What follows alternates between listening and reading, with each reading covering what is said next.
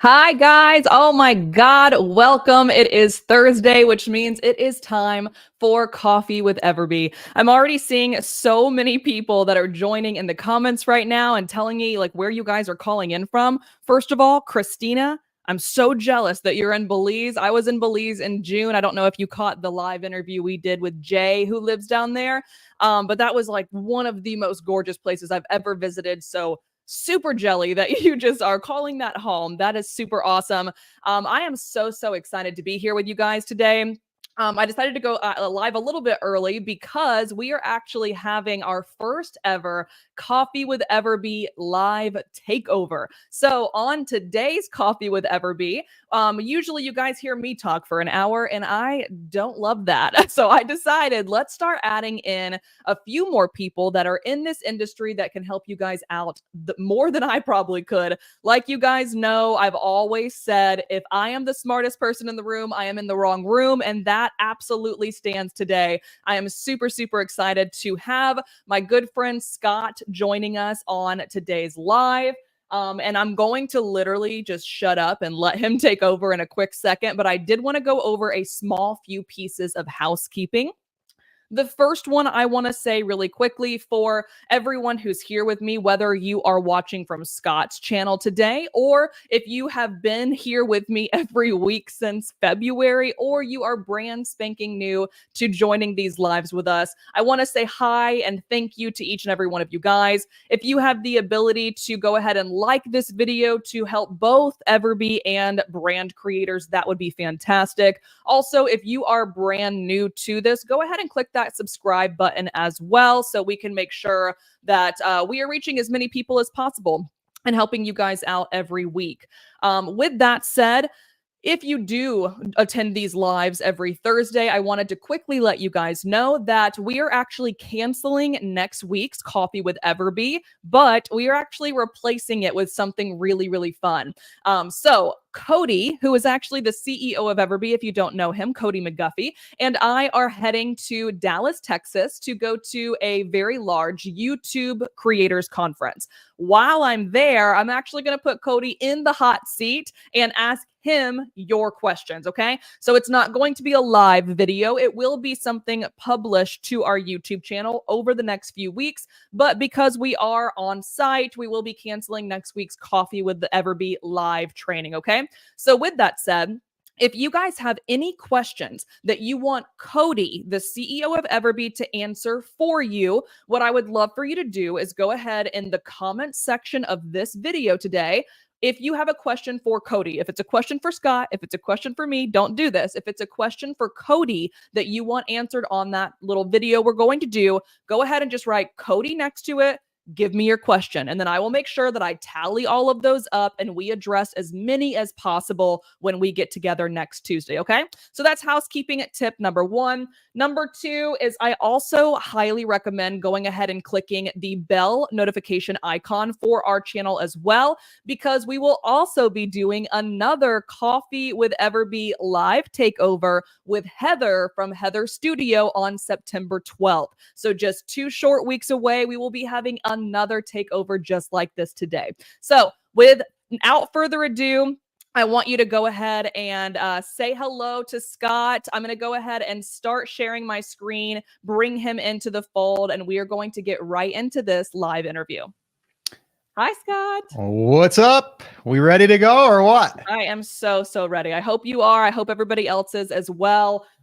Basically what we're going to do, guys, quick little discussion here. We're going to do a live interview, if you will, live training today with Scott, a little bit different than we would usually do, but I am going to leave space for a live Q&A at the end. So again, if you want to ask Cody something, write the word Cody, give me that question. That's totally fine. But if you have a question for Scott on anything that he is going over today, feel free to drop it in the comments. Feel free to also, if you're watching the replay, drop it in the comments. And if I got to go chase Scott down for the answer one day, we got it. We will take care of you, okay? So pop those in there and we will set aside time around 15 minutes at the end for a live Q&A all together.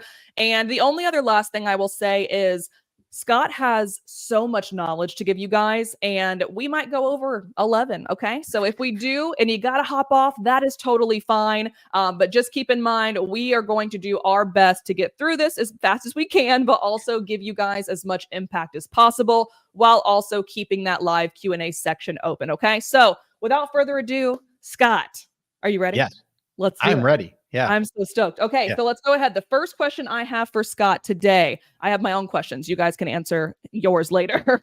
So what first inspired you to start selling on Etsy, and how did your initial experiences shape your approach to e-commerce as a whole? Because I know that you sell not just on Etsy as well. Yeah, well, it goes back probably 20 years. We won't get into the entire story, but what really led me to Etsy was my last business partner in an e-commerce brand that I had built, very similar to what we're doing now, but basically through those past experiences. And my past business partner, she went on to start playing around with Etsy. We were selling primarily on Amazon. We were primarily selling on our own Shopify store. And we were selling 7 figures a year through that business. And then from there, we sold the business. And well, my wife started dabbling with Etsy because her friend, who was my business partner, kind of showed her the ropes. And from there, she was just going to do it as like a little part-time thing, which she still is. And she did that for about 8 months and maybe a year. And then I started to see these deposits coming in and I'm like, what's going on here? Like, what are you doing? And then she told me, and then I sat down with my ex-business partner and I said, hey, what's this whole thing about? And she said, print on demand. And so print on demand is where I started to get interested again in e-commerce. Because once I sold that last business, we had inventory. Like we had 100,000 plus in inventory that we would be sitting on, and we'd have to keep selling and planning and all of that stuff. And I didn't want to do that anymore. I wanted to do something different. So it's going to take a little time off. But then this Etsy thing with the print on demand, because I knew Etsy, you could sell things on Etsy, but I didn't realize that print on demand you were able to do that. Even digital products, like years ago, I've been doing this 20 years. When Etsy first came on the scene, you were not selling digital products. You were not selling print on demand. You were only selling handmade. So I was kind of naive in that's what I thought you could only sell. So my wife started doing it. I said, hey, maybe I ought to get in here and kind of maybe help you out and maybe kind of learn this thing a little bit with you. And then when I did, I saw the opportunity and I said, well, I've built other podcasts and YouTube channels. I go, maybe I should start showing people what I'm doing because, well, I'm doing it. I'm in the trenches. Why not just share it? And then I started to kind of pivot my YouTube channel in brand creators from Amazon content to Etsy content. Nice. Very cool. So what, if you don't mind, this is completely off the cuff, Yeah. but what, do you sell on Amazon at all anymore, or are you strictly doing, okay, cool. Good to know. 100%. I did it for about 8 years. And I built 2 different businesses. One of them I sold, did millions of dollars through that channel. Yeah, I don't want inventory anymore. Understood. Okay. I'm done with that. Well, in that little, that spiel you just gave a second ago, you talked about whether it be on Amazon potentially, or obviously on Etsy. First of all, the just huge opportunity that there is, and the fact that it used to be one way and now it's also kind of transitioned into opening the door for multiple different people to get in. Yep. But because of that, that also kind of leads us down. There's so many different people that we are now potentially competing with because of that. So I've stalked you. I'm not going to lie. We talked about this, but I've stalked Scott myself before I ever worked with Everbee for probably a year and a half to 2 years now. And the thing that drew me so much to brand creators in general was you've mentioned the importance of niching down on Etsy and building a brand first. And I think that's like totally opposite of what the majority of people on YouTube are saying. So I love it. I think it makes the most sense because that's how I built my personal brand, outside of Everbee as well. So how can our people identify a profitable niche? And then what advice do you have for sellers who are kind of scared to like narrow in their focus on that? Yeah, well, you're right. I think that's the other thing I saw as an opportunity for me to come in and kind of shine a light on.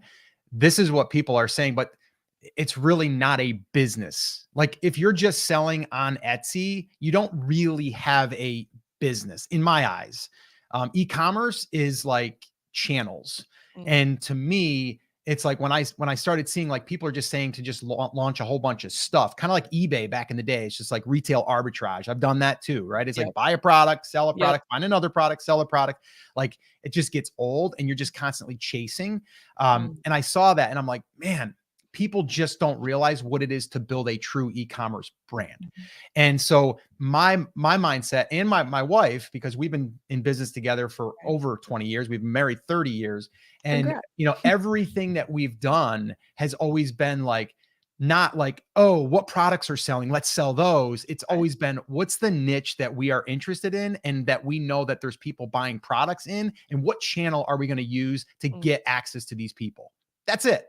Like it's as simple as that. But so many people are only looking at, oh, this mug is selling with this design, so let's sell it. It's like, no, that's not a business. That's you trying to tap into a product that's doing really good. I know people right now with politics are doing really good with either side, True. Yeah. but grab It's the gonna be money and over in a run. few 'Cause, months. what are you going to do after the Right. election, right? Like you don't have a business. You're garage selling. That's how I look at it, right? You're just selling Yep. stuff, trying to make a quick buck and then go on. But there's no long tail to that. There's no long-term future for that. So my whole thing is just always, the niche comes first. And then we start looking at, okay, the platform, what platform? Etsy, obviously, we're going to look into if we wanted to go Amazon, if we wanted to go Walmart, all of the other ones, right? So that's kind of how I see it. And I don't know if I answered your question on that, No, but I just you went down the did. rabbit hole there. No, you're good. You did. And I think that also perfectly segues into another question I had for you then, because I've done some light stalking of like Yeah. your entire journey. Yeah. You wrote a book. I mean, like I've I always did. wanted to do that, so there's so many different things that you've done. You're doing a podcast with your son right now. You've had other Yeah. podcasts in the past, There's the book. So Is that the there's one you're talking about? sorry? Is that the one you're talking about, the book? The Take The Action Effect? the take control, whatever it was. Yeah, the Take Action Effect. Oh Yeah, yes, that I loved yeah, it. that book was a huge thing, but you're right. Like that tells all of my story from Right. working for my father's construction company all the way up till kind of current. This was written about 4 or 5 years ago. Right. But anyways, I didn't want to cut you off, but I mean, like, No, yeah, no, the not at book all. thing kind of like tells all of those different things and all of the different, things that I've done.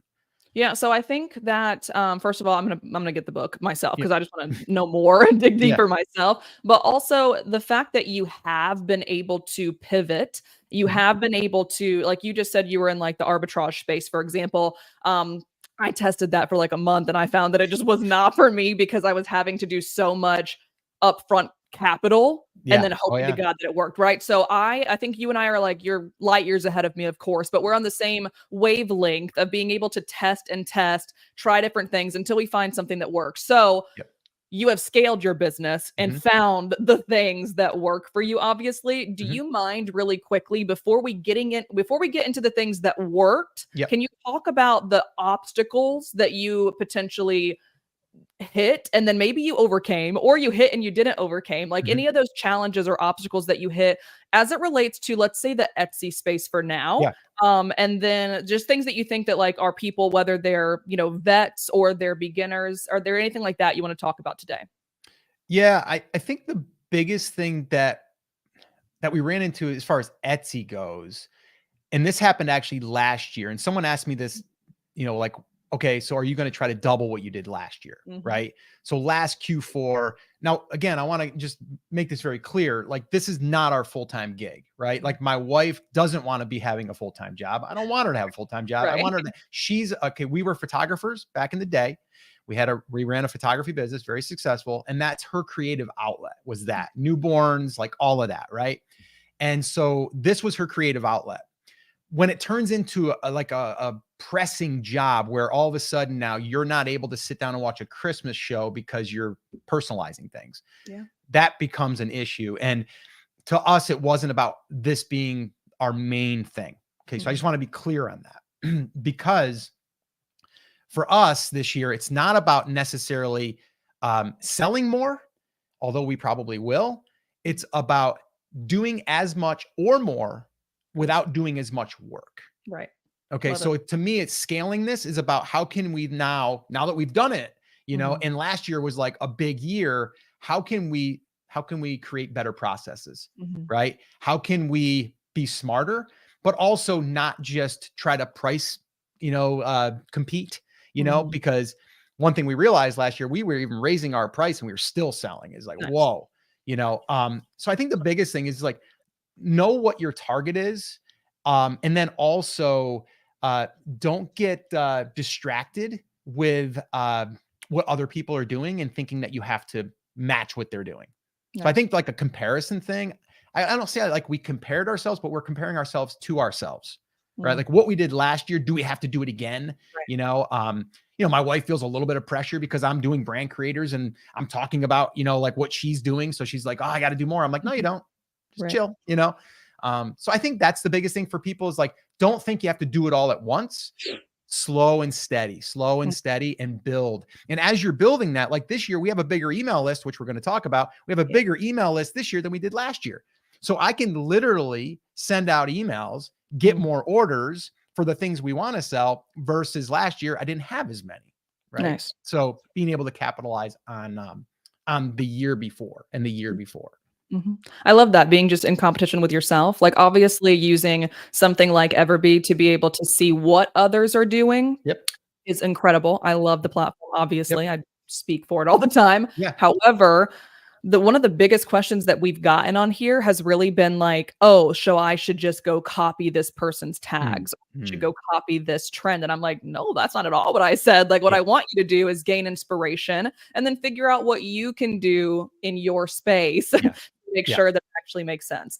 Yeah. Um, so with that said, we are going to pivot now really quickly to a space that I believe is so underspoken about. And I Mhm. think it is so underutilized, which means we could set ourselves apart that much easier. So, you guys know, if you've been on these trainings in the past, if you've watched any of our YouTube videos, I do speak a lot about email marketing, or at minimum, I talk a lot about external marketing. So being able Mhm. to drive your own traffic rather than just relying on Etsy to do it all for you. Because, like Scott said, no offense, but you're not a business owner if you're just letting another giant corporation do all of the work for you, right? So, Mhm. what we're going to do today is actually go ahead and pivot into a mini training series, if you will. We've never done this before. Please bear with us, give us some grace, make sure everything works out. But I decided to go ahead and like not have too many interview questions necessarily. I wanted to give you guys as much physical, impactful, take it away and go apply it today information as possible. So I'm actually going to go ahead and let Scott just completely take over and give you guys a full blown training on his email marketing strategy. But before I do that, I do want to also highlight in the description of this video, he's also giving you guys free access to his email playbook, which is literally an A to Z guide that walks you through everything we're about to go through. So don't freak out. You don't have to take all these notes on everything he's about to say. But when we're done with this, or right now, if you'd like, go to the description, head to that page, download that guide, and it's going to be a deep dive into everything he's about to go over. Okay. So, with that said, Scott, if you're cool with it, I'm ready to hand over the reins. Yeah, let's do it. All right, sweet. Here we go. Awesome.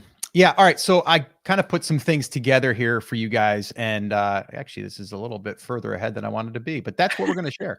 But this is it. All right. So the simple Etsy email strategy that made an extra $3,177 in 30 days. And I'm going to give you guys the full breakdown. And this was using email. Okay. So I just want you guys to know, like, this wouldn't have been made if I didn't send emails. All right. So that's what I'm going to be sharing with you guys. And so just, I want you guys to understand, like, email is a traffic channel. It's your traffic channel. It's one that you own and that you control. And once you understand that, there's so much that you can do with it. I'm going to show you some examples here at the end as well on some of the students that I've shared this with years ago, even not even just with Etsy stuff, but I'm talking like e-commerce in general, and how they've done thousands of dollars on just running a small little mini promotion, which I'll share that with you here in a little bit. All right. But I want to debunk the myth first, because I know some people are saying, but I heard Etsy doesn't allow sellers to collect emails from their past customers, right? We hear that all the time. Here's what they don't want you to do. They don't want you to take your customers and then just email them. That's what they're saying. What they have right now, what they call a share and save link. They created that link so you can drive traffic through email, through social media, whatever other channels that you have. So understand, Etsy wants you to drive traffic. They're going to reward you by giving you a discount on your fees because they want you to drive traffic. The difference is they don't want you to just randomly email your customers. What they want you to do is get their permission. That's the key word there. They want you to get their permission. And I'll share with you how we can do this pretty easily. But Etsy wants free traffic. Why wouldn't they, right? They want people to come to their platform. And we're going to use email marketing to drive traffic and sales. And we're going to benefit. They're going to benefit. Okay. So that's basically how we're going to run this. So the case study that I'm going to share with you is $3,177 that we generated in 30 days. I'm going to give you that full breakdown. So since September 6th, this was when they rolled it out. They rolled it out last September. All right. When they did that, now this is all that we've done more than this. Now we've done over about $8,000 in email sales. But right here, we sent out some emails. We got 78 orders that totaled $4,301. Okay. Now you can see we saved $172 because those were the fees that they gave us a refund. So, go out for a nice dinner, right? Take the wife out, maybe the kids. I don't know, wherever we go, $172. It's pretty good, right? So we saved a little bit there. They announced this on September 6th of last year. Okay. The share and save. You're going to want to use the share and save because it allows you now to track it. Now, we were sending emails way before the share and save. So we probably did double that or maybe even triple that because we've been sending emails almost since day one that I got involved. Okay. Because that was the first thing I said to my wife. I said, we got to start building an email list. Right. So that was the first thing that we did. So basically they kind of walk you through it in the back end, share unique links, buyer clicks the link from the purchase your shop and watch your savings add up 4% off the total of your Etsy bill. Okay. So here was September 6th through the 30th. When I first heard about it, I'm like, oh, cool. Let's go ahead and use this link. Let's send out some emails. So we were able to generate 26 orders, $1,124, and we saved $44.99. Okay. Just from the 6th through the 30th. October 1st through the 31st. Now, again, this was last year, 3865 in clicks. That's what I got. 52 orders that totaled $3,177. And we saved $127. So this here is what I call the Etsy flywheel effect, is when we're able to now take a sale, run it through our shop. The other thing that this does, by the way, is it helps your SEO, because what does Etsy want? Sales. Do you think that their algorithm likes to see sales? They're going to promote products that are organically, by the way, not even through ads, that are getting sales. So this is how we can kind of get that flywheel going. And back in the day in Amazon, that was our strategy. We would literally take our email list and drive sales deeply discounted so we could spike the algorithm, and then we would come up on top. Like, it was literally our strategy. Guess what? No one on Etsy is doing it. So I said, we're going to take that same strategy and bring it over here and see what happens. And we've been doing really well organically because of it. So that's the flywheel effect. You can see here in our stats here, email marketing was up for this time period of 176%, which is pretty good. So we get that sales boost in search results as well. You can see all of our searches up. Everything's up. Okay. So this is the little diagram I threw together. You got your Etsy shop, you got your products, you got your regular sales, right? But then if we take email marketing and then push more sales, it's only going to help us rank. It's going to help get more reviews. What do reviews do? They give us a higher conversion rate, which turns into a sale, which gets us more exposure. It's a flywheel. The Etsy quality score, Etsy just came out yesterday with their visibility thing now, right? They have a search visibility built into our back end. If not, you should look at your dashboard. It might be there. They're rolling it out now. And they're going to tell you, like, quality score is a big deal. Okay. So you're going to get better quality score, seller rating, star seller, all that stuff. All happens because we're injecting more sales. Email marketing allows us to do that. So the proof, again, like I said, everyone likes proof. We sent out some emails, 78 orders, did 4,301, saved $172. So now these are 17 emails that we sent over 8 weeks. Okay. 17 emails. And I know some of you are like, well, Scott, what do you send? I'll share an example with you here in a little bit. Here's my calendar. This was my cadence. Okay. I sent one out on Thursday. Then I sent one out the next Wednesday. Then I sent one out on Friday. So I just usually am sending, and depending on the time of year, 1 email a week to 2 emails a week, generally speaking. If I'm running a promotion, there's something I call our 4-day profit push, which I'm going to walk you guys through that here shortly. But that there works really well. I think one of the biggest mistakes I see people that have an email list, is they don't email their list. And they're like, oh, I don't want to bother them. It's like, you're not bothering, you're sending the right stuff. It works. Trust me. So this here happened. I'm going to share this with you here in a second. So where I have that kind of highlighted in like blue, that there happened because I got an announcement from Etsy that they were doing something special. So I'm like, oh, perfect. I'm going to turn this into a promotion. Again, I was able to do this because I had an email list. If I didn't have an email list, I'm like doing what everybody else is doing. Etsy ads, maybe, doing my SEO, finding those keywords that are going to make me magically appear above all my competition. That's not how it works. It's not going to happen. So what to send in the emails. So let me give you a product launch promo example of what this looks like. So the first email, product launch, I'm calling it a product launch. If you have a new product and you have an email list, you're going to let them know, hey, I've got a new product. You should go check it out. And what we generally will do is we'll discount the price. We'll go down just even at a break even or a little above. And you might be like, well, Scott, why the heck would you do that? Because I'm trying to get sales velocity. If I get sales velocity, guess what? The algorithm goes, whoa, this product's selling great. Let's put it in top of search, right? That's what we're doing. So that's the product launch. I did that on a Saturday. But then I wanted to share this with you. So here's what this email looked like. Because a lot of people are like, oh, but what does it say? Basically just said new release. Now this isn't ours. This is actually a student of mine that I actually did some email stuff for. Yes, you read that correctly. Today, I'm releasing my brand new rustic wood Christmas signs. I'm so excited on how they turned out. Smiley face. You can check them out here. And then the link is right there. They'll click it. They go over to the Etsy shop. They over to the listing. I'm also giving 40% off these new signs during my launch week and will be the only time these are offered at this price. These will make great gifts too. Smiley face. There's 80 days until Christmas. If you want to know, LOL, take care. Talk to you soon. PS, you can find all my holiday items here in the Etsy shop. That's the email. Like that's the emails that I send. They're that simple. Now they're simple, but there's some stuff going on in there and we don't have all day to go into that, but there's some copywriting things that I've learned over the years. But you can just see how simple it is, right? I'm not using a lot of graphics. I'm not using emojis in there. Like I'm literally keeping it as stripped down as possible because I want it to be as though I'm communicating with a friend. Like you and I would be emailing each other. So that was the email number one.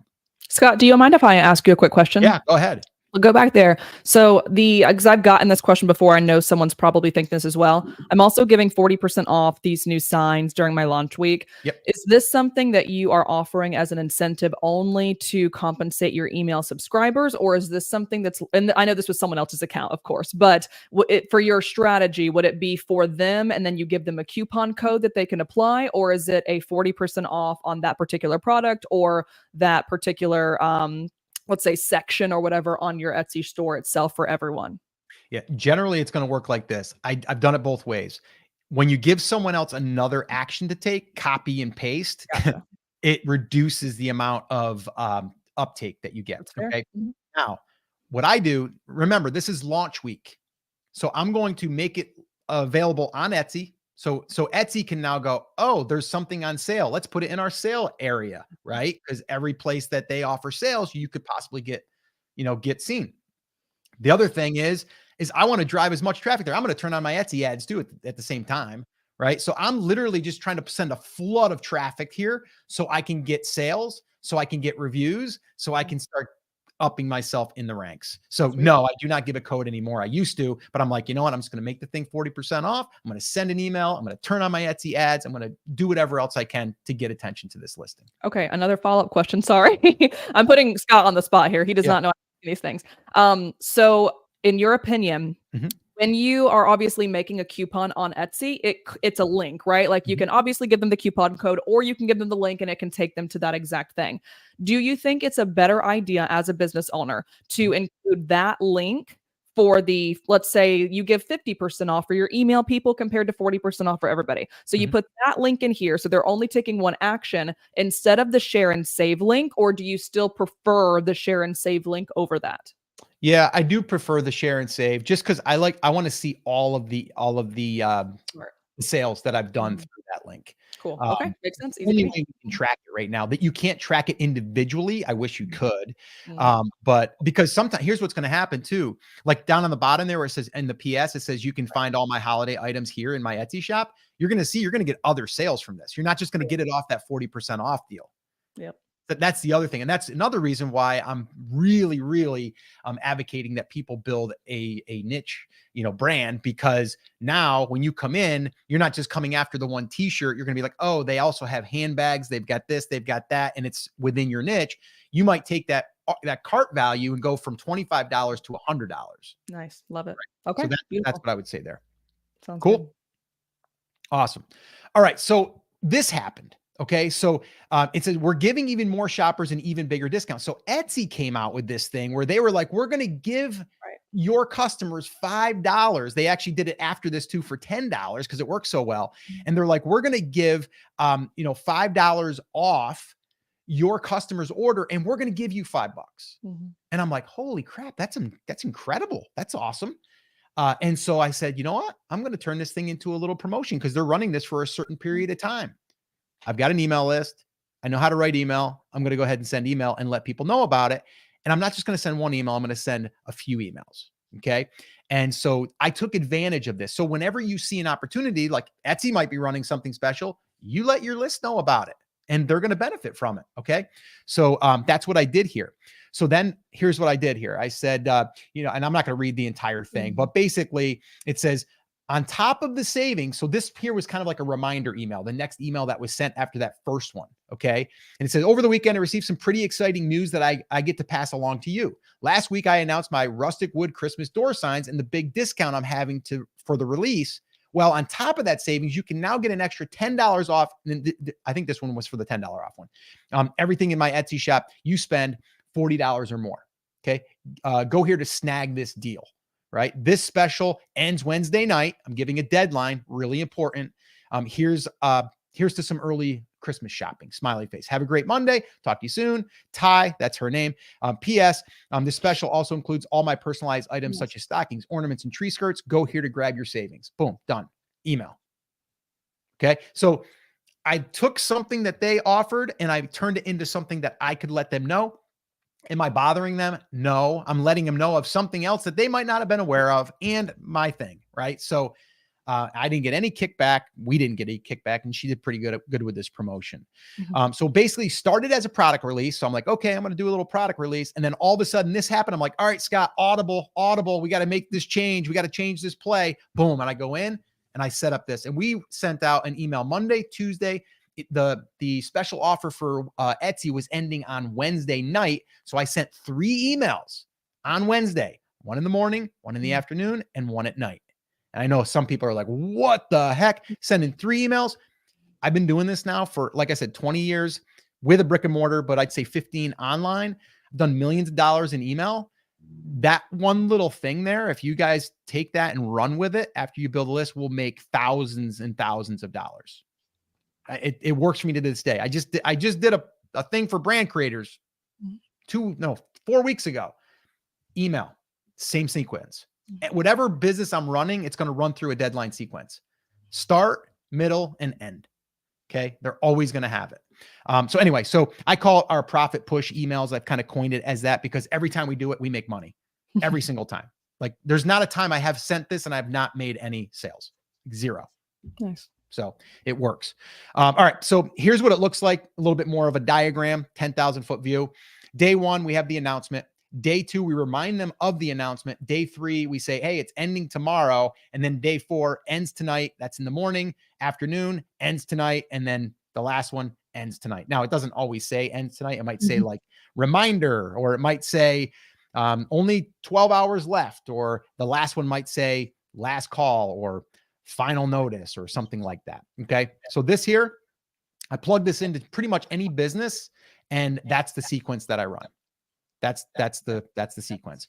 So here I kind of did this. I did this for another training, but I wanted to share it with you guys. So basically I tracked everything for October. So week 1 sent emails, 12 orders, $724. Week 2, 18 orders, $1,125. Week 3, only 370. I think I sent one email that week. And then week 4, 957. Nice. Okay. So that's the breakdown from sending 1 to 2 emails a week. Okay. That's it. And so out of those 11 emails, we produced $3,177. Amazing. Okay, from sending emails, which, that really, it hurts your fingers. I mean, I don't like typing, so it does hurt your fingers. I will say that, if you're not Chat GPT, he can help you out. So now the next question always is like, well, how do you build your email list? Did we want to stop here, pause? Did we have any questions that we wanted to answer here? Or do you want me to just keep rolling? So it's funny you say that, because that was actually one of the questions. So I will go ahead and spotlight that really quickly. Okay. Jeremy asked, how do you acquire the emails? Through lead ads or lead pages, ? What sites are best for Etsy products to promote this, to be able to get people there? Facebook, Google, Pinterest, TikTok, blah, blah, blah. This person is currently doing a digital art product. I personally I don't even think you're allowed to be honest, to like put money behind opt-in forms, but I wanted to kind of get your feedback on that. Are you doing any ads to generate these opt-ins, or is it simply just people that are currently buying from you? No, we are running outside ads, but and we're not doing it all the time. So I have what we call our fishbowl method. It's our giveaway method. I'll share that here with you guys here in a second. But basically, it's where we're outside of Etsy. We're building a list in our niche, and then from there, we're in turn we're sharing our products with them. Nice. So so we are putting money behind that. Not always. We only do it probably 4 times a year. But then most of our email subscribers will come from customers that we invite to join our list. We invite them to join our list. That's a big one there, guys. We're not like just sending them emails. We're inviting them, and you can do that inside of Etsy. And then we use Everbee email to build a landing page, the thank you page, and collect the emails and get them in our database. Beautiful. Okay. With that, another thing, completely segueing into what we're about to ask, so I'll go ahead and do it. I have everything set up. This is from Aaron Long. I have everything set up and have included a link for people to sign up for my email list, offering a discount when they do. However, I have not had, excuse me, I have not had anyone sign up yet. How do we get things to take off? Which I'm assuming you're about to go through in just a quick second. So we can definitely spotlight that one. And then the last thing was Beth Carls did ask which email tool you use to send these marketing promotions, which I believe you just answered, but we can hit that one too. Yeah, it's Everbee email is the one that we're using now. I used to use ConvertKit, and then when Everbee came out with Everbee email, I was one of the first beta testers and kind of helping it, and still kind of helping with it. We've got some cool things that I'm kind of leaning into that I think they're going to be implementing here in the near future that's going to make this even better. But it's great now, but there's one thing that I'm working on, guys, that if we get that thing integrated, it's going to be amazing. I'm so excited. It's going to save a step. So to answer that question, like, how do you, like, you've got like your page built.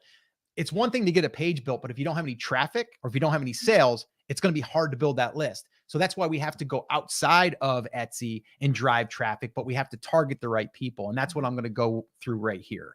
Sweet. So I'll just go ahead and start going through this. So method number 1 to build an email list. Now, again, I want you guys to realize, like, this is what I've adopted this from other businesses that I run. Okay. The e-commerce brand that I was talking about that we built and sold from, an Amazon, product-based business, then, the Shopify and all that stuff. We initially built our email list before we even had a product for sale. So let me just let that sink in. I did exactly what I'm going to share with you. Actually, method 2 will be the one that I used to build an email list before I even had a product that I was building so I could launch the products. Okay. So method number 1 to build that email list is your Etsy customers. But if you don't have customers, it's gonna be hard to build a list, right? So if you have customers, which we're heading into Q4, now's the time to get this stuff set up, because the influx of traffic and the influx of sales, we want to be able to have as many chances as we can to get those people on our email list.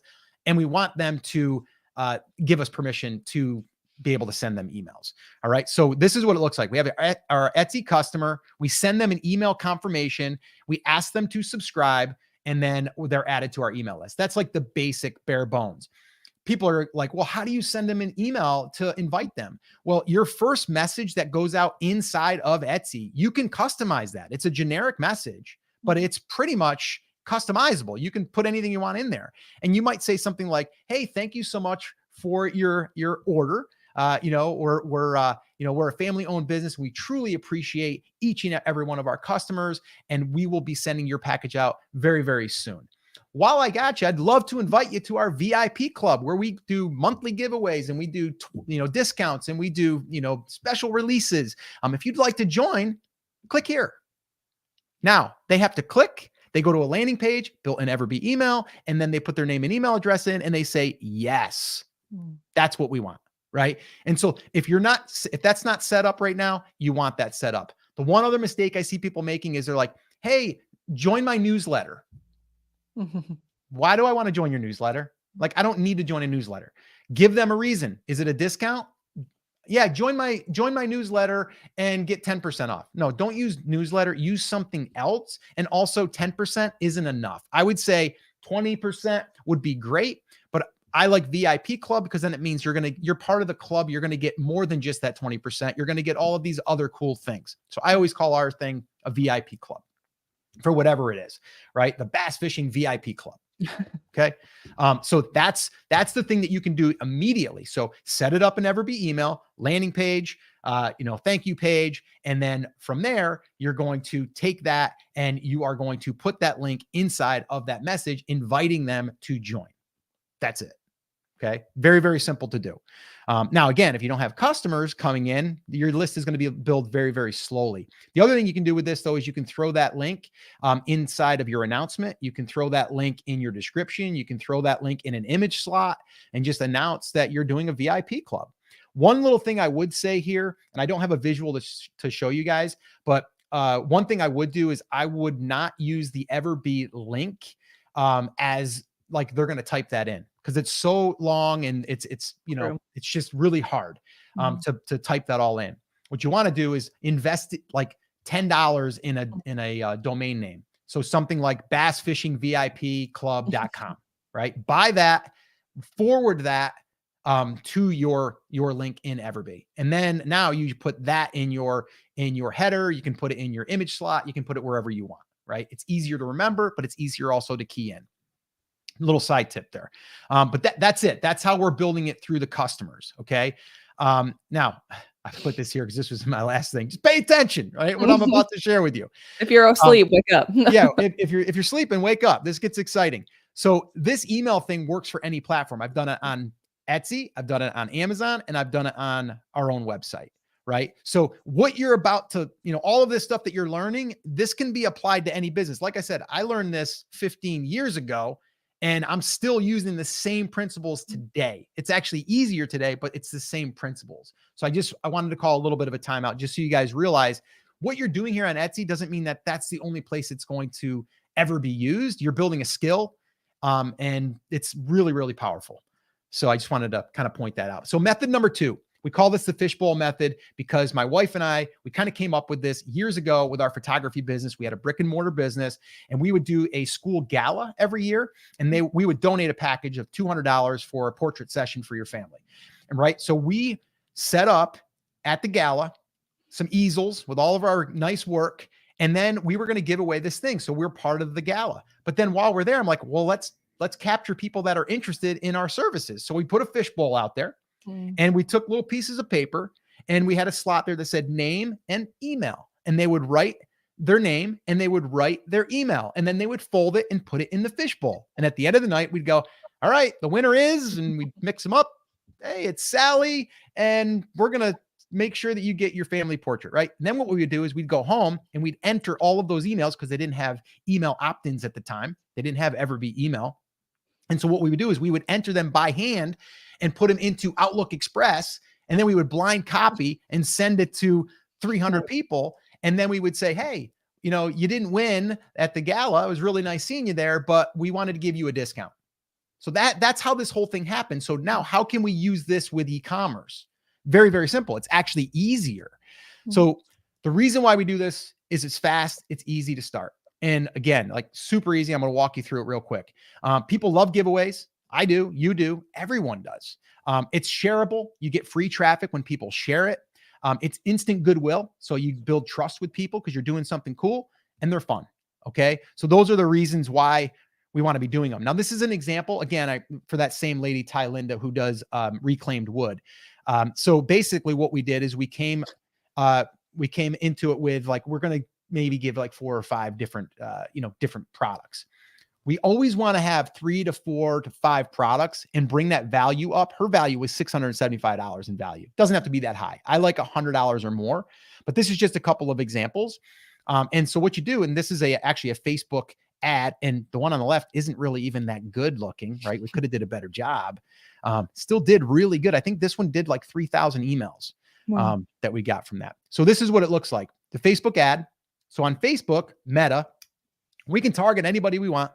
And actually their AI now in there is crazy on how well it'll target. So if you want to target people that are into farmhouse decor, you can totally target those people, right? And so now we take that Facebook ad, we drive it over to our giveaway page. Okay. We build we build list from that. And then from there, we send them emails over to our Etsy shop. Like that's the basics of it. Okay. It's like Facebook ad, giveaway. We build a list, we send email over to our Etsy shop. All right. The giveaway tool that we're using right now is King Sumo. Now King Sumo isn't integrated with Everbee email. So we do have to, there's another step in there. Okay. Which is not a big deal. But the reason why I'm using a tool like this, and I'm not like promoting King Sumo. You can use any giveaway tool you want. But basically this allows us not to just collect an email. If that was all it was, I would just use an Everbee email page. This here has a lot of components built in that allows you to be able to share it. It gives you a countdown. It gives you all kinds of really, really cool things that makes it a giveaway and also makes it more shareable, which is the thing that we want. But I'm not going to go too deep into that because we don't have a lot of time. The 6-step process, though, looks like this. Facebook ad, giveaway bundle, over to King Sumo. We collect the emails. We import them to Everbee email, and then we send emails. So all we're doing is using that King Sumo as a capture. And then from there, we're exporting and importing into Everbee email. Okay. Maybe in the future, this would probably be something simple that we can kind of look into for Everbee emails. Maybe there's an integration with King Sumo. Don't know. It's one step. It's not a big step. You just go export and then you go import. It's like not that hard to do. But that's the process of it breaking everything down.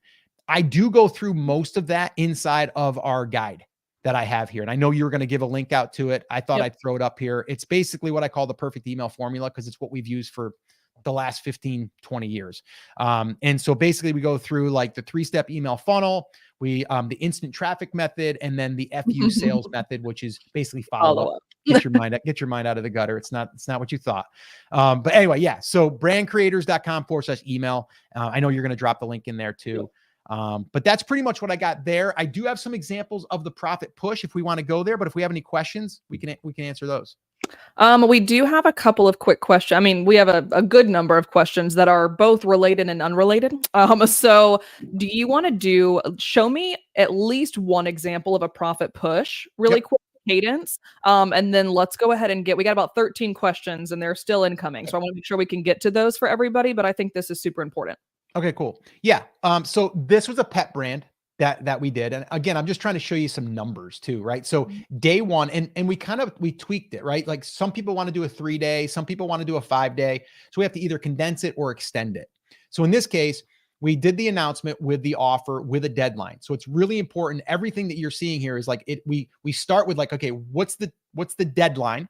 Yep. And then we kind of let people know about it and up until the deadline. So it's very simple, but a lot of people, they only send like 1 or 2 emails and they wonder why they didn't get many sales, right? So day one is the announcement. We tell them about the offer and we tell them about when it's going to end. Day 2, we remind them of the offer and then we remind them of the deadline. It's the same idea. It's almost the same email. It's just a little bit of a difference on the front where it's like, hey, I sent you an email yesterday. I wanted to make sure you saw it. I know you're probably busy, but I wanted to let you know just in case you missed it. And then I copy the email that I sent the day before, literally. Day 3, remind them of the offer again, the deadline. And then day 3, here's what we do. And you can do this now in Everbee emails. You can send to the non-opens. Yep. So if you did not, and a lot of people don't do this, I get an extra 10 to 12% opens on my emails because I do this. Yep. which is huge if you have a list of 1,000 people, just think about that, right? Like you're getting an extra 100 plus people that never would have saw it. So day 3 is more of a send to the unopens. Day 4, we remind them once again. And then we're going to send one here. This guy only wanted me to send 2 emails, and he was in the pet brand. It's funny, parrots. So he did a lot of parrot stuff. Yeah, it was really cool. Amazing. Did $5,014.48. And that was a message from him to me through Facebook, says, we did it. And then he gave me the total. And talk about a niche in a niche. Like, I know you crazy. always spotlight sub niches. So like the pet brand is obviously super profitable in itself, but the parrot brand, Yep. would have never thought about it. Huge market. Yeah, it was crazy. It's small, but it's big. It's crazy. Mhm. I didn't have any clue, but we sent the emails. We just crafted them to his niche. Amazing. And $5,000 from that Sweet. little profit push. This is the Reclaim Wood one. And this was right around, this was in a, I think it was a Memorial Day sale that we ran. Yeah. Nice. 6 day. This was now a 6 day. We went 6 days out. And we did this twice, by the way. We got promo 1, promo 2. And so, yeah, I mean, so the first one did 6,400. The other one did 4 something. So it was like just over $10,000 Amazing. from running this same promotion. And then this one here was crazy. So this here, really low ticket price, all t-shirts, Wow. just t-shirts, but kids t-shirts. And again, so you'd say, well, what kind of kids t-shirts? She actually specialized in like Southern kids, Nice. like that, the Southern feel and the trucks and like all that stuff. Right. And so, yeah, we did $19,182 in email. And that was just in 4 days of emails? 4 days. Good Lord. Amazing. Okay. So I'm showing you this because it works in all different niches. I'm also showing you to demonstrate that the same sequences that I've run over and over, and this is outside of my stuff. Okay. That's outside of my stuff. It works. And I think that if people can wrap their head around it, but if you're selling a kid's shirt, bass fishing over here, this over here, that over there, and your whole shop is all of this miscellaneous stuff, it's not going to work. Right. Because if I have people that bought a kid's shirt, then I want to keep sending them stuff about kids stuff. Right. I don't want to just send random stuff. So that's why it's so important that we focus on the niche. But basically, this is it in its simplest form. Of course, you play with titles and headlines, but a lot of my titles, a lot of my subject lines are the same. I just play with them a little bit, but they're pretty much the same because they've done so well for me over the years. So anyway, yeah. And also I should probably say this, like, if you use this right now, like what I'm sharing with you, like I've charged people for like thousands, and I'm not saying that to like, say you have to pay me thousands. Cause I'm not even, you can't, I don't like do consulting anymore. But those people would have paid me $5,000 to run a promotion like that. Why? Because they can do it again and again and again and again. Right. So 5,000 turns into 100,000. So just, I guess, don't sleep on this. Like, take this and apply it, even if it's in the smallest form. If you have 500 people, 300 people, run these promotions, you probably, I can't guarantee it, but you probably will get some sales. Love it. Okay. So one quick thing I wanted to say before we move on to the questions really quickly is, I wanted to let you guys know, first of all, Scott's already showed so many different e-commerce perspectives, different niches in e-commerce. I also wanted to let you guys know, for anyone that's been watching this with me for the past couple of months, you know that I have my own personal business that is outside of Everbee as well. And I just myself did an email marketing campaign as well to promote a product that I was selling, which was a digital kind of course community coaching aspect, if you will. And we did around 13 grand with, I think it was, I want to say it was a 14-day email sequence. So mine was a little bit longer, but I also have a very different audience, that it's not just like, go buy this, like, thing on Etsy that's $25. So mine is a much higher ticket, and it still converted the exact same thing that Scott is talking about. So I wanted to make sure that you guys know the power of this. Again, like Scott said, to be able to apply it literally anywhere, any business you're doing, any product you want to sell, whether you're handmade, print on demand, digital, or even if it's not e-commerce, like there's so much potential in this. And this is what people, I mean, huge corporations are literally doing this on a daily basis. So the people that are not doing this on Etsy, like we are just going to get ahead of them. We're going to get in front of them. Yeah. You are going to be able to boost your sales. You are going to be in control. You're going to be in the driver's seat. And that just feels so much better than like, what if, I hate to say this, knock on wood, what if Etsy got shut down tomorrow? Yeah. But we had our email list, that I call it a home base, so those are your people that you are actively owning, if you will. But again, only if we're going about it the right way to grab them. So with that said, I just wanted to give a quick little anecdote of it worked for my business as well. Let's go ahead and head to the questions. I've got about 10 or so of them, so I want to make sure we can get through as many as possible. If you guys have to hop off at 11, that is totally fine. This is always recorded. You guys know that. Feel free to head back to either Everbee's channel or Scott's channel. This is live on both of those, so feel free. If you need to hop off, you can always come back and rewatch it. So, Scott, since you don't see which I'm going to put a little caveat here. I don't think this is what Scott was saying, but we're going to hit it. Yeah. Since you don't see an Etsy shop as a true business, do you at least think Etsy is good as a business training wheels for beginners? 100%. That's why I recommend everyone start there, right? Because I've started on all those other platforms. And yeah. And so I would say if someone is starting, that's why if someone came to me and they're like, I want to sell stuff online, I want to do e-commerce, I'd be like, start on Etsy. You can like get set up as soon as possible. You pretty much sell anything you want. You can't just go there and just, flip product, but you can do print on demand. You can hand make, you can do digital. Like there's a lot of things you can do now. Definitely a great place to learn. They take care of all the all of the merchant fees and all of the stuff that you would have to figure that stuff out. Like people say like, I'm just going to go to Shopify, screw Etsy. And I'm like, do you realize what it takes to drive traffic? Like you gotta get the traffic. You're tapping into their traffic. So yeah, I think it's great. On training wheels, I think is a great way to look at it. It's a great thing to do. For sure. Okay, cool.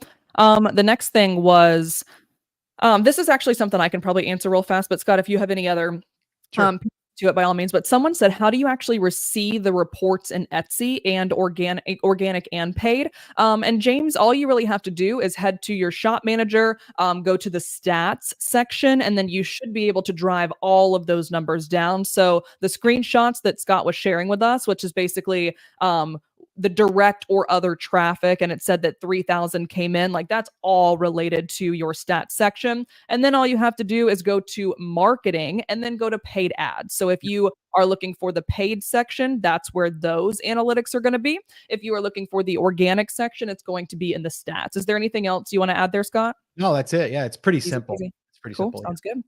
All right. So this is actually something you brought up, and I know it's so new, so it might not be something that we can even answer on here, but in the new visibility section on Etsy, they are pushing for less than $6 shipping, since that's not really an option for POD sellers, which is not necessarily true. You just have to find the right products. But since it's not an option for POD sellers, should we not stress the visibility piece, or do we add the cost into the product and move to free shipping guarantee instead? What are your thoughts? Okay. Well, I would say if you can do free shipping, you're always going to probably see an advantage. If you're brand new, I would encourage free shipping. But it's funny that you bring that up because my wife had $8 shipping just the other day. And then this happened.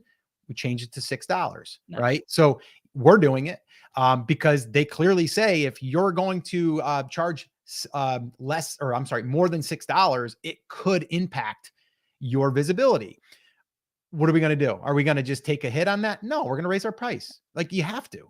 Like, I mean, other businesses are doing the same darn thing. It's like, you have to figure that in. That's part of your cost. Like people look at it and like, well, I don't want to just charge more because of the shipping. It's like, do you have to pay for it? It's part of your cost, right? It's a line item, right? Like, so no, I would just increase the price.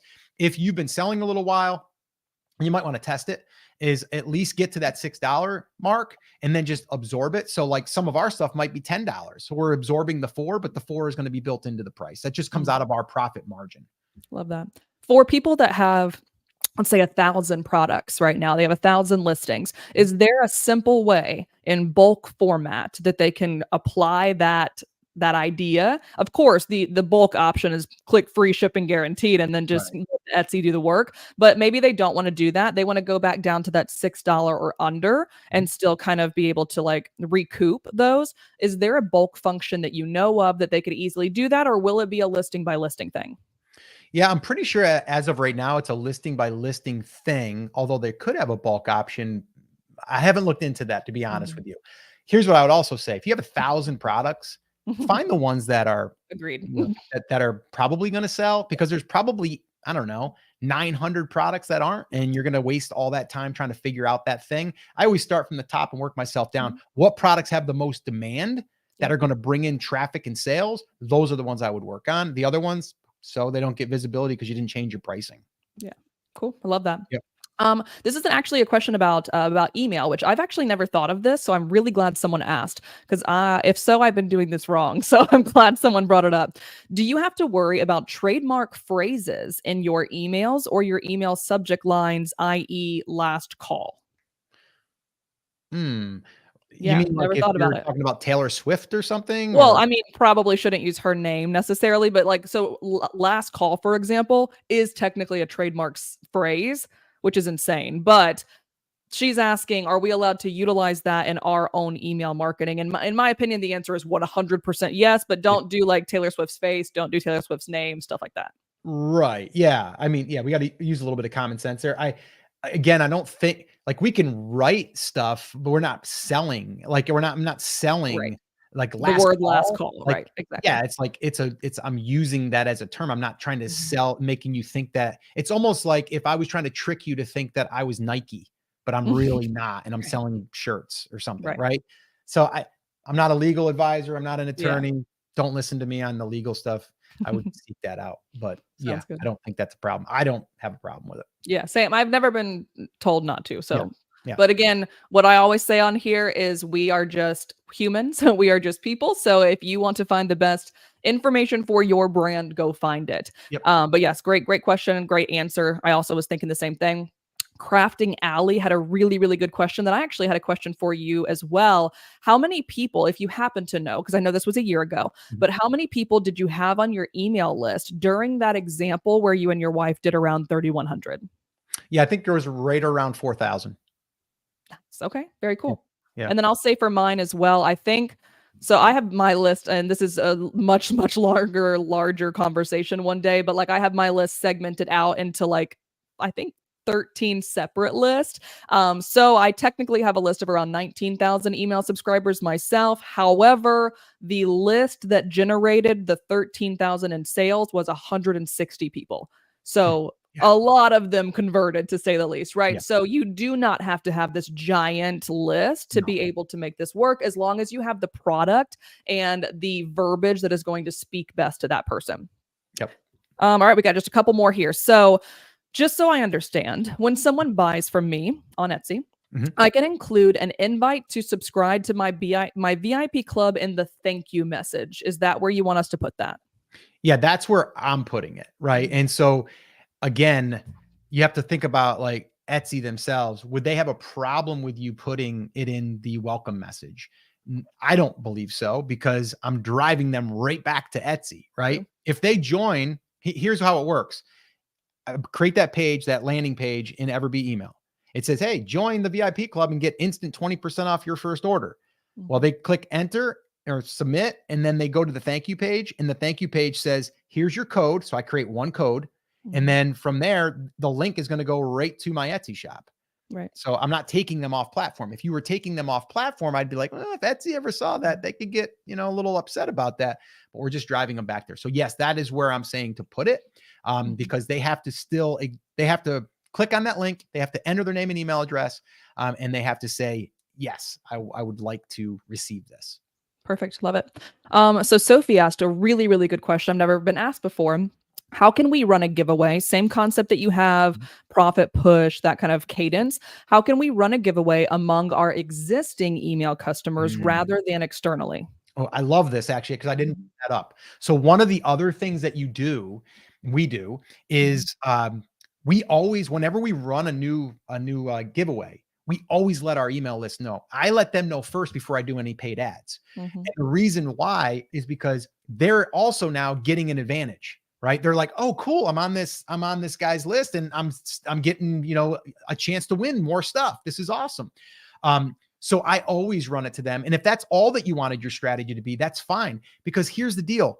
If you're using a tool like King Sumo, right? Like if you're using a giveaway type tool, when they go to the thank you page, there's other ways that they can get more entries. So it's like, hey, like us on Instagram, get 2 more entries. Share this with someone else, get 4 entries. So there's a way for them to actually get more entries to increase their chances of winning. So even though someone's on my list already, they're going to enter their name and email address to enter it again. They're not going to be duplicated again on my email list, right? It will basically only import new subscribers, but they're still getting the benefits of it, and they still have a chance to win. So it's a great way to actually push something and get some free traffic. Something I've done too, I wouldn't say necessarily giveaway, but more of like a freebie of sorts is, especially again, I'm not going to go too deep at all into segmentation. That is probably another hour-long conversation in itself or longer. However, if I am trying to test the validity of a new niche or test the validity of a new product that I might want to create, like Scott said, the majority of the stuff that I personally sell in my own business, I haven't created yet. I got to test the market and see if someone even wants it first. So in order to do that, I send my current list, all, let's say 19,000 of them, 15,000, whatever. I send my current list a freebie that is related to that potential niche. And then I see who opened it, and then I see who downloaded it, and then I see who asked questions about it. And then I basically can start segmenting that list to figure out, like, I have validated this potential product, or at least this space.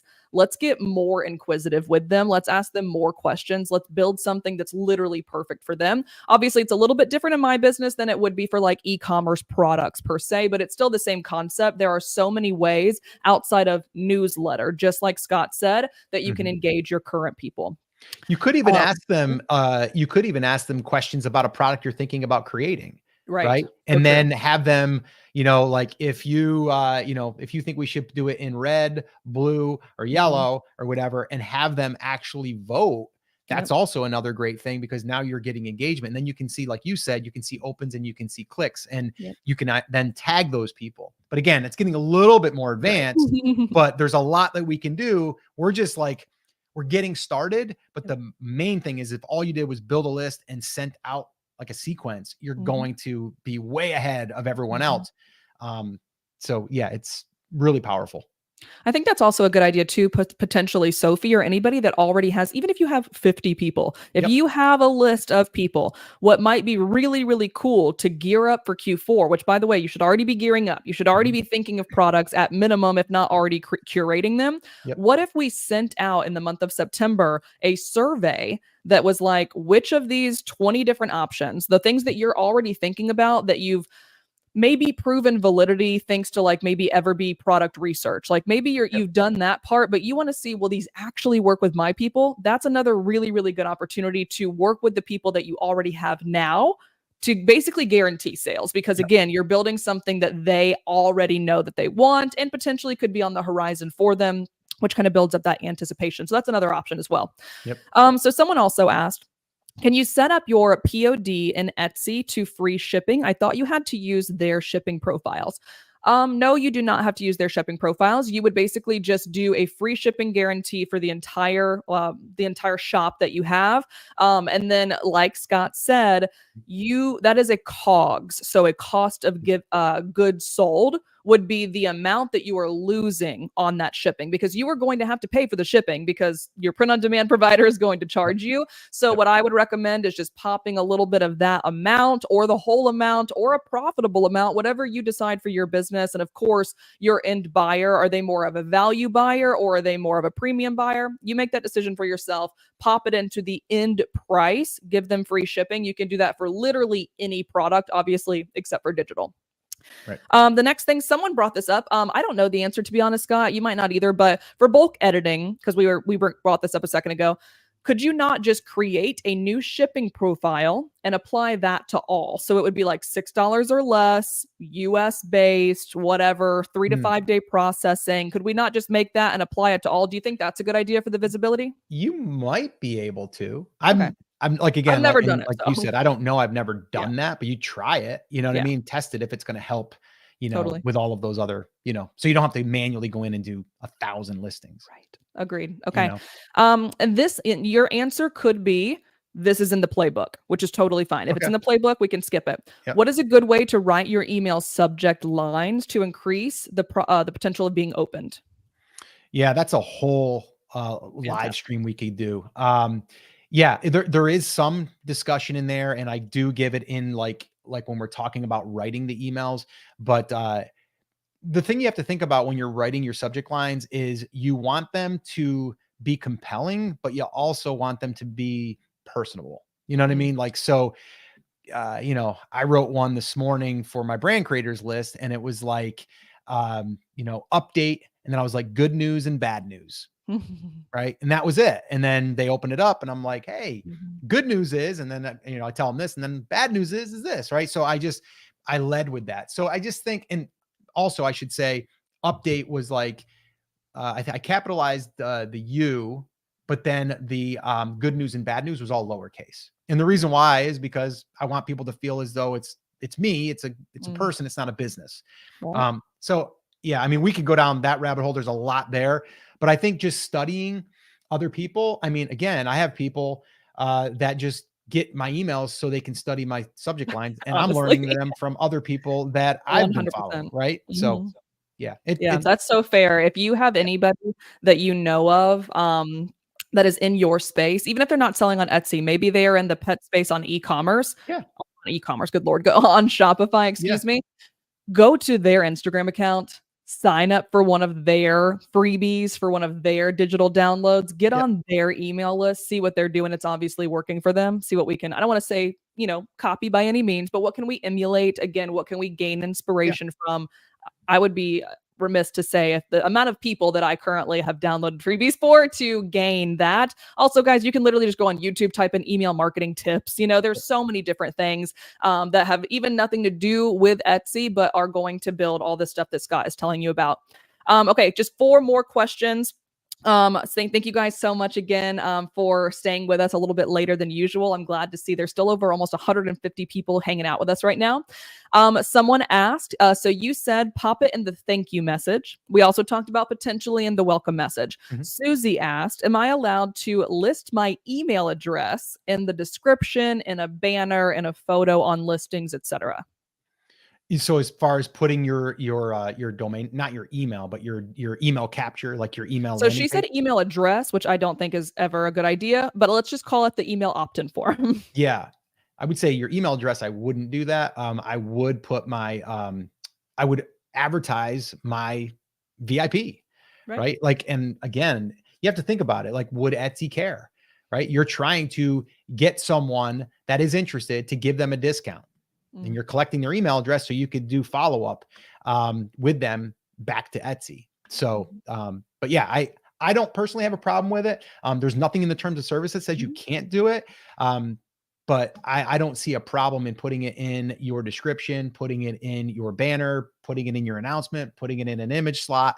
Like, I don't think there's anything wrong with that. Potentially about section as well, because that really is Yep. all about you, the shop owner. Yep. So that could be a good place too. Yep. Okay, this is an interesting one. I never actually thought about asking or answering this. How do you pick your winner of the giveaway? Like you talked about the fishbowl method of Yeah. like grabbing out your little token. Yeah. So how do you do it digitally? There's literally a randomizer tool online. Nice. So Same. That's you what I can used to do. actually, if you wanted to, you can compute them, or if you're using King Sumo, click of a button, it Sure. randomizes it for you, and then it Yep. picks the winner. But I've Yeah. done it both ways. So years ago, before we had King Sumo, I would just take all those emails, they would get put Mhm. into kind of like a shuffler, and then you Mhm. would let it spin it, and it would come up with like, you know, the email, and then that would be your winner. In King Sumo, it's literally like when the giveaway's over, you click a button to pick the winner, and it randomizes them, and it picks the winner, and then you Nice. email that person. Sweet. Yeah, and if you guys are looking for like the free option, like Scott was saying, what we actually did while we were in Belize doing the interview with Jay D'Souza, if you haven't seen that, highly recommend checking it out.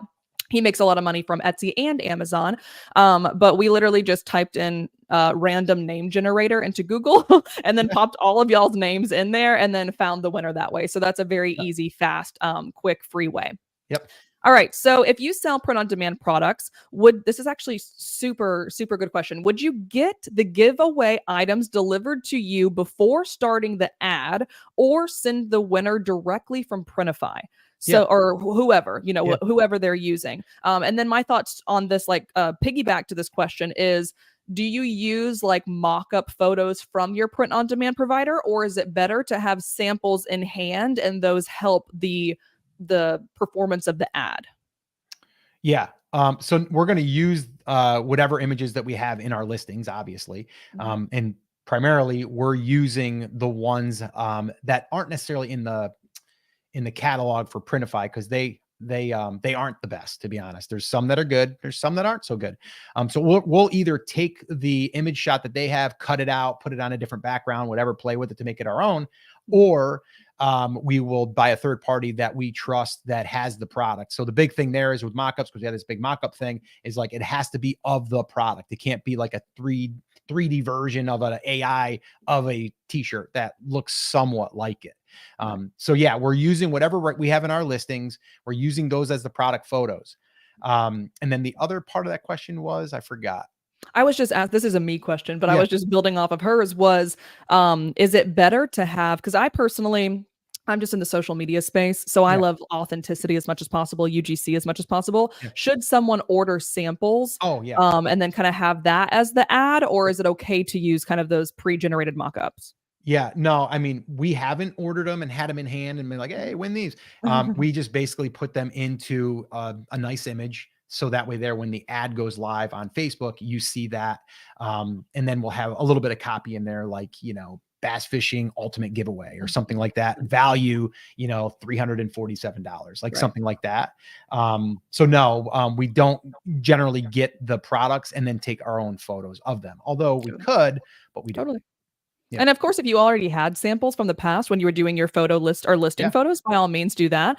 But to answer the second part of her question, because of Scott's answer, Mhm. you can do it either way. So knowing that we don't have to have samples in hand to be able to make this work, you can straight up just create a manual order Yep. in your Yep. print on demand partners thing, pop Yep. their email, or excuse me, their home address in, send it out. Or if you want to send it to yourself and then send it to them, that's fine. But just keep in mind, you'll be paying for shipping twice. So just Right. keep that in mind. Right. Yeah. Okay, so literally the last one, I think, but I don't see any more coming in. Cool. We also have, I'm like, you're like a magician because Scott from Brand Creators is answering questions for me in the chat. So you, Sure. I was like, thank you to that person. Yeah. But this is the last one we have for this today.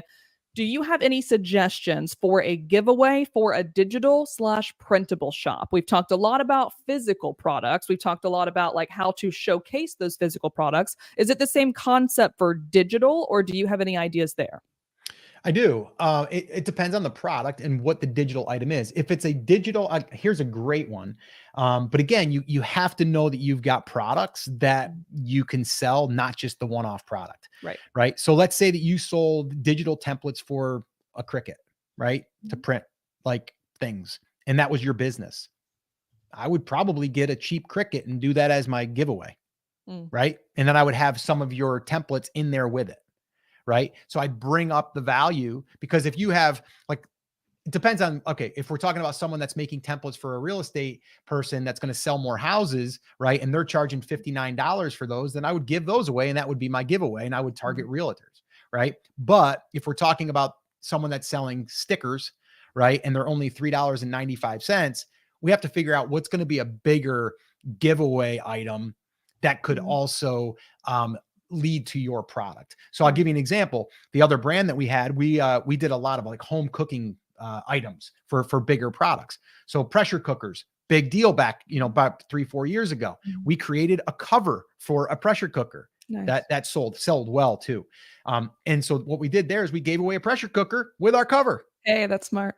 Right. So we spent, well, $150 on the pressure cooker. Our item probably cost us like maybe 15, but it was worth a $200 value. So we have that. And then when people buy it, we know they got a pressure cooker. And guess what else we got to sell? We got a little Mhm. pizza insert. We got like little cups that you can make like yogurt things and all of the accessories that go in that pressure cooker we sell. Nice. Right. So that's how I would look at it. If you sell a digital item, is like, what else could you what else is the product being used for? If it's scrapbooking, maybe do like some physical scrapbooks that they're going to use, and then they just happen to buy your pages to make their scrapbooks nicer. I love that because I didn't even, it's funny, I actually used this exact strategy and didn't even know that I did it. I didn't even think That's anything great. of it. But you're saying that the product that I said that I sold 13 grand through Yeah. email last month, I gave everyone, because it was basically for people who want to be content creators like me and like you. And I ended up giving them a free choice of a lavalier microphone or a tripod. And I didn't even think about it, but that's technically what I was doing, was like giving them a physical object in tandem with a digital product. So that's very smart. I'm glad that I didn't know that I did it because it worked out. Okay, so we do actually have one more question. People are just like, they are loving this. I'm so glad to have you here, Scott, today, because you were just helping these people out so much. Do you make videos for your Facebook / Meta / Instagram ads, or do you just do static images, carousels? Walk me through that. Yeah, typically it's going to be just a static image. We've tested videos, and videos are okay. Videos are the one positive thing with a video. If we want to get a little bit more advanced, is we can then run retargeting to people that actually watch more of the video than others, like 25%, 50%, 75%. That's getting really kind of advanced. But what we do is a lot of times we'll just use the static image, or we'll use the carousel. Nice. But primarily, I think the last time we ran it, it was a static image, and it outperformed the others. Amazing. Very cool. Yeah. The only thing I would say about a carousel potential is maybe the static image as the very first header photo. And then as you swipe through, it's individual product photos. Yes. That'd be the only way that I would see a carousel would outperform a static. But usually, I mean, static ironically does really well on Facebook. And it also feels very organic too, especially like the example that you showed, that you were like, it's not the best, like most beautiful Canva generated graphic, but it felt very genuine being in someone's feed, because it's a human creating it. So I absolutely love that. Okay, guys, with that said, wow, that was amazing. Thank you, Scott, for being here. I'm so grateful to have you. Scott and I have obviously been in each other's circles for a while now, but this is the first time that we've been able to do this together for Everbee. So I just, first of all, full of gratitude to have you here, full of gratitude to have the knowledge base and the 20 years, 2 decades worth of experience here. Thank you again for not charging us $5,000 to receive the information. Very important. But thank you guys. If you enjoyed this live training, what I want you to do are a few things. Self-plug. Don't forget to like the video. Don't forget to subscribe to Everbee. Secondary plug, go to brand creators immediately and do the exact same thing for my friend Scott here. He posts so much, like I consume it on a weekly basis. So he posts so much content that I know is going to help you guys out, whether you're a beginner, whether you're trying to be more advanced and learn those kind of things. Like we lightly hit on segmentation. We lightly hit on ads. He's going to deep dive into that kind of stuff for you. So head over to brand creators on YouTube, give him a follow, like all of his videos, whatever you got to do. And then I also highly recommend, in the description of this particular live training together, you're going to find his YouTube channel, you're going to find his website, and you're also going to find, like I discussed earlier, the link to download that email playbook, written directly by Scott, deep dives into everything we went over today. So do not miss those 3 things. Scott, is there anything else, any last minute things you want to say, any last minute advice for anybody who watched this today or might watch this on replay? Now, if you are watching this before Q4, you're sitting on a really great opportunity. So I would get this stuff set up as soon as possible, because as that traffic starts to come in, you want this stuff set up so you can start capturing as much as you can. So this way here, next year, like I said earlier, can be even better than this year. And it can give you that control. But other than that, just start small, baby steps, a little bit at a time. And if you're building out a brand, it can really start to compound on itself. And those orders will start to get a little bit bigger because you have more products that one person can buy. Agreed. Okay. I love it, guys. Well, thank you again so much for being here. Shout out to everyone also watching the replay. If you're watching this on our channel and you didn't get to make it to the live, that is totally fine. We love you all, guys, nonetheless. Please don't forget, we are not meeting next Thursday, but 2 Thursdays from now, I will also be in this exact same setting with a Coffee with Everbee takeover with Heather from Heather Studios. So come back and see me in 2 weeks. And until then, we'll talk to you guys then. Thanks. Bye, guys. Thank you, Leslie. Bye.